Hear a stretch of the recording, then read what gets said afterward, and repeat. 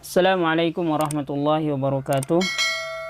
Innal hamdalillah nahmaduhu wa nasta'inuhu wa nastaghfiruh wa na'udzu billahi min shururi anfusina wa sayyiati a'malina. Man yahdihillahu fala mudilla lahu wa man yudlil fala hadiya lahu. Asyhadu an la ilaha illallah wahdahu la syarika lah wa asyhadu anna Muhammadan abduhu wa rasuluh, amma ba'd. Ikhwan dan akhwat sekalian, dimanapun teman-teman semuanya berada, alhamdulillah segala puji hanya milik Allah subhanahu wa ta'ala. Salawat dan salam mudah-mudahan tetap tercurahkan kepada Nabi kita yang mulia, Nabiullah Muhammad sallallahu alaihi wasallam. Para ikhwah sekalian, pada kesempatan ini saya ingin menyampaikan satu tema pada metode studi Islam yang merupakan mata kuliah yang kita kaji, yaitu berbagai pendekatan dalam studi Islam. Islam sebagai ajaran yang lengkap dan menyeluruh dalam seluruh aspek kehidupan, atau yang kita kenal dengan istilah universal atau berlaku umum, ya, menjadi topik yang sangat menarik ya, untuk kita kaji. Ya, bahkan bukan hanya kita sebagai orang muslim, orang-orang atau sarjana-sarjana barat pun ya, melakukan pengkajian terhadap Islam itu sendiri. Ya.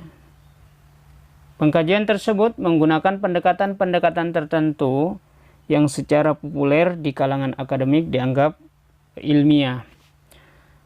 Pendekatan dalam Islam oleh intelektual muslim adalah bertujuan untuk keselamatan hidup di dunia dan akhirat dengan bersumber kepada Al-Quran dan hadis sebagai pedoman, dengan jaminan tidak akan pernah tersesat selama-lamanya selama kita atau selama pengkajian itu ya, bersumber kepada Al-Quran dan hadis Rasulullah sallallahu alaihi wasallam. Penting kemudian bagi kita semua untuk memperhatikan tema ini, sebab persoalan-persoalan ya, selalu muncul ya, sesuai dengan zamannya. Persoalan-persoalan baru tentang masalah agama ini selalu muncul sesuai dengan zamannya. Sebab Islam tidak sebatas disampaikan sebagai khutbah semata, tetapi mempunyai konsep yang menunjukkan cara-cara yang paling efektif dalam memecahkan masalah manusia. Jadi identifikasi pendekatan studi Islam, terdapat beberapa istilah yang mempunyai arti hampir sama dan menunjukkan tujuan yang sama dengan pendekatan, yakni theoretical framework, kemudian conceptual framework, kemudian approach, kemudian perspektif, dan kemudian point of view dan paradigma. Ya, semua istilah ini dapat diartikan sebagai cara memandang dan cara menjelaskan sesuatu gejala atau peristiwa. Pengertian pendekatan memiliki dua orientasi. Yang pertama masih dibagi menjadi dua, yakni berarti dipandang atau dihampiri dengan arti menjadi paradigma. Ya, berarti selanjutnya berarti cara menghampiri atau memandang fenomena atau budaya dan sosial, artinya menjadi perspektif atau sudut pandang. Kemudian yang kedua berarti disiplin ilmu, sehingga pendekatan menggunakan teori atau teori-teori dari disiplin ilmu yang dijadikan sebagai pendekatan.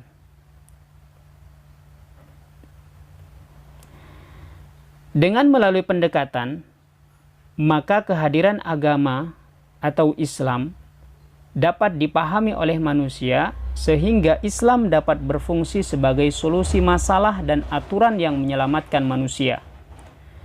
Dalam melakukan studi terhadap Islam, diperlukan pendekatan dan metode yang tepat agar dihasilkan suatu kesimpulan mengenai Islam dalam keseluruhan aspek ajarannya secara cepat pula. Berbagai pendekatan dalam studi Islam. Yang pertama adalah sebagaimana yang telah kita ketahui, yaitu pendekatan teologis normatif. Ini sudah kita bahas ya pada pertemuan lalu. Ini sebagai pengingat aja. Ya, pendekatan ini atau pendekatan normatif ini dapat diartikan studi Islam memandang masalah dari sudut pandang legal formal atau dari segi normatifnya. Dengan kata lain, pendekatan normatif lebih melihat studi Islam dari apa yang tertera dalam teks Al-Quran maupun hadis. Nah, pada umumnya pendekatan yang digunakan oleh ahli usul fikih atau usuliyin, ahli hukum Islam atau fuqaha, dan ahli tafsir atau mufassirin, dan ahli hadis atau muhaddithin yang berusaha menggali aspek legal formal dari ajaran Islam dari sumber yaitu Al-Quran dan hadis, selalu menggunakan pendekatan normatif. Pendekatan normatif ini tentu memiliki kekurangan. Kekurangannya apa? Dia bersifat eksklusif, dogmatis, tidak mau mengakui agama lain dan lain sebagainya. Nah, kelebihannya, melalui pendekatan teologis normatif ini, seseorang memiliki sikap militansi dalam beragama, yakni berpegang teguh kepada yang diyakininya sebagai yang benar tanpa memandang dan meremehkan agama lain. Nah, kemudian pendekatan yang kedua adalah pendekatan historis atau sejarah. Ini juga sudah kita pelajari ya, dan ini sebagai pengingat kita. Nah, pendekatan historis ini merupakan analisa atas peristiwa-peristiwa dalam masa silam untuk merumuskan prinsip-prinsip umum. Ya. Metode ini dapat dipakai misalnya dalam mempelajari masyarakat Islam dalam hal pengamalannya yang disebut dengan masyarakat Muslim atau kebudayaan Muslim. Metode ini teman-teman biasanya dikombinasikan dengan metode komparatif atau perbandingan. Contohnya ialah seperti yang digunakan oleh Geertz yang membandingkan bagaimana Islam berkembang di Indonesia atau di Jawa dan di Maroko. Jadi dibandingkan itu. Ya, jadi bagaimana Islam yang berkembang di Indonesia itu dengan Islam yang berkembang di tempat lain. Jadi ada perbandingan. Sejarah sebenarnya hanya merupakan gambaran pelaksanaan sebuah aturan, ajaran, dan ideologi tertentu. Namun ia tetaplah bersifat subjektif, artinya dia tidak bisa menjadi kaidah atau sumber hukum, kecuali sejarah yang diambil dengan riwayat yang sahih ataupun terpercaya. Jadi sejarah itu dia tetap bersifat subjektif dan dia tidak bisa menjadi kaidah hukum dalam agama, kecuali memang sejarah itu ya diambil dari riwayat-riwayat yang sahih atau terpercaya. Nah, artinya sejarah itu tidak sepenuhnya benar. Ya. Makanya kalau kita mempelajari sejarah itu tentu juga akan memperhatikan hadis-hadis yang meriwayatkan ya kisah-kisah tersebut yang merupakan sejarah yang menjadi pendekatan kita di dalam mempelajari Islam. Bukan diambil dari pandangan orang kafir dan orientalis. Jadi sejarah itu bukan diambil dari pandangan orang kafir. Kalau kita mempelajari Islam dengan menggunakan pendekatan sejarah ini, tentu sejarah itu tidak diambil dari orang kafir atau orientalis. Ya. Nah, jika hal ini terjadi, maka studi Islam akan menjadi sebuah studi yang bersifat gosip dalam tanda kutip, dan bahkan lebih dari itu, fitnah semata. Kemudian pendekatan selanjutnya adalah pendekatan antropologis. Ya, pendekatan antropologi ini merupakan ilmu tentang masyarakat dengan bertitik tolak dari unsur-unsur tradisional mengenai mereka, mengenai aneka warna, bahasa, dan sejarah, perkembangannya, serta persebarannya, dan mengenai dasar-dasar kebudayaan manusia dalam masyarakat. Ya. Kemudian memahami Islam secara antropologis ini memiliki makna memahami Islam dengan mengungkap tentang asal-usul manusia yang berbeda dengan pandangan teori evolusi, ya. Seperti yang diungkapkan oleh Darwin. Nah, teori ini bisa juga memahami misalnya tentang kisah Ashabul Kahfi yang tidur, ya, atau ditidurkan oleh Allah Subhanahu wa taala selama kurang lebih 309 tahun. Ini merupakan salah satu topik yang menarik untuk diteliti melalui pendekatan antropologis. Namun pendekatan ini penggunaannya bersifat asumtif sehingga tidak bisa membahas perkara akidah, bahkan perkara syariah. Karena karakteristik pendekatan metode ini yang terlalu berpijak pada teori-teori barat dan bahkan menjauhi metodologi dirasah Islamiyah para ulama yang muktabar. Kemudian pendekatan selanjutnya adalah pendekatan sosiologis. Sosiologi merupakan sebuah kajian ilmu yang berkaitan dengan aspek hubungan sosial manusia antara satu dengan yang lain atau antara kelompok satu dengan kelompok yang lain. Pendekatan sosiologi merupakan sebuah pendekatan dalam memahami Islam dari kerangka ilmu sosial atau yang berkaitan dengan aspek hubungan sosial manusia antara yang satu dengan yang lain atau antara kelompok satu dengan kelompok yang lain. Namun pendekatan ini juga lagi-lagi penggunaannya bersifat asumtif sehingga tidak bisa membahas perkara akidah bahkan perkara syariah karena karakteristik pendekatan dan metode ini yang terlalu berpijak pada teori-teori barat dan bahkan menjauhi metodologi dirasah Islamiyah para ulama yang muktabar. Bahkan pendekatan sosiologis ini teman-teman bisa menyebabkan pragmatisme dalam memahami Islam atau Islam hanya diamalkan jika bermanfaat saja, bukan semata-mata menjalankan perintah Allah Subhanahu wa taala. Kemudian selanjutnya adalah pendekatan atau metode filosofis. Ya. Metode filsafat berusaha untuk sampai kepada kesimpulan-kesimpulan yang universal dengan meneliti akar permasalahannya. Metode ini bersifat mendasar dengan cara radikal dan integral karena memperbincangkan sesuatu dari segi esensi atau hakikat sesuatu. Metode ini teman-teman sangat lemah. Sifat filsafat mengurung diri dalam batas-batas susunan dan metodologi yang telah ditetapkan oleh nalar mandiri secara berdaulat. Selain itu, terkesan metode filsafat ini melakukan pemaksaan gagasan.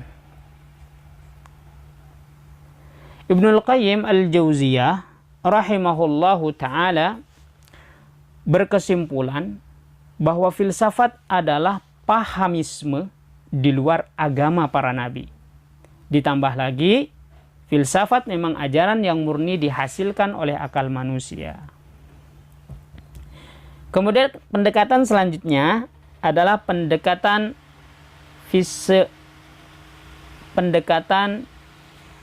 psikologis. Pendekatan psikologis diartikan sebagai penerapan metode-metode dan data psikologis ke dalam studi tentang keyakinan dan pemahaman keagamaan untuk menjelaskan gejala atau sikap keagamaan seseorang. Pendekatan ini atau pendekatan psikologi ini merupakan pendekatan keagamaan dengan menggunakan paradigma dan teori-teori psikologis dalam memahami agama dan sikap keagamaan seseorang. Maka pendekatan psikologis tidak akan mempersoalkan benar tidaknya suatu agama atau keyakinan yang dianut seseorang, melainkan dengan mementingkan bagaimana keyakinan agama tersebut terlihat pengaruhnya dalam perilaku pemeluknya atau penganutnya. Pendekatan ini nampak bersifat asumtif dan individualis sehingga tidak komprehensif. Bahkan pendekatan ini hanya berbicara kelakuan para pemeluk agama yang belum tentu mencerminkan agama Islam itu sendiri. Kemudian selanjutnya teman-teman adalah pendekatan ideologis komprehensif. pendekatan ideologis komprehensif. Pendekatan ini bermula dari realitas ajaran Islam itu sendiri secara objektif, tidak terpengaruh pandangan subjektif keilmuan barat. Islam adalah agama atau ad-din yang diturunkan oleh Allah Subhanahu wa taala kepada Nabi Muhammad sallallahu alaihi wasallam untuk mengatur hubungan manusia dengan Allah, dengan dirinya sendiri dan dengan sesamanya. Islam adalah ajaran yang meliputi akidah dan sistem atau nizam. Akidah dalam konteks ini adalah keimanan kepada Allah Subhanahu wa taala, malaikat, rasul, kitab, hari kiamat serta qada dan qadar, yakni baik dan buruknya hanya dari Allah Subhanahu wa taala semata. Nizam atau syariah adalah kumpulan hukum syara' yang mengatur seluruh masalah manusia. Syariat Islam berisi tentang aturan atau sistem yang bisa diklasifikasikan. Yang pertama adalah peraturan yang menyangkut hubungan individu dengan penciptanya, yaitu Allah Subhanahu wa taala, seperti ibadah, ya baik salat, puasa, zakat, haji maupun umrah dan termasuk jihad.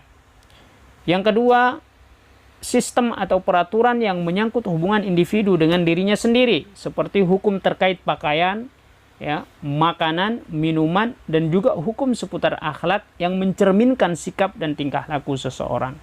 Dan yang ketiga, peraturan atau sistem yang menyangkut hubungan dengan orang lain, seperti masalah bisnis, perdagangan, pendidikan, sosial, masyarakat, ya, pemerintahan, politik, sanksi hukum, peradilan, dan lain sebagainya. Karena itu, pendekatan ideologis komprehensif ini adalah sebuah cara memahami Islam yang dimulai dari sebuah pandangan bahwa Islam adalah sebuah ideologi. Artinya, Islam mengurusi seluruh urusan kehidupan sehingga harus diterapkan dalam kehidupan. Metodologi ini menggunakan pendekatan yang integral, di mana semua ilmu keislaman original dikerahkan, mulai dari ilmu tauhid, ulumul Quran, ulumul hadis, fiqih, ya, kemudian usul fiqih, bahasa Arab, dan lain sebagainya. Pendekatan ini, teman-teman, juga sesuai dengan khazanah keilmuan Islam yang dikembangkan oleh para ulama yang muktabar. Maka dari itu, pendekatan ini sangat cocok untuk ajaran Islam. Pendekatan ini dikenalkan oleh pemikir Muslim, ya, yaitu Dr. Sami Atif Az-Zain dalam beberapa karyanya. Ya. Jadi itulah, teman-teman, ya, pendekatan ataupun metode yang menjadi alternatif bagi kita semua di dalam melakukan studi Islam.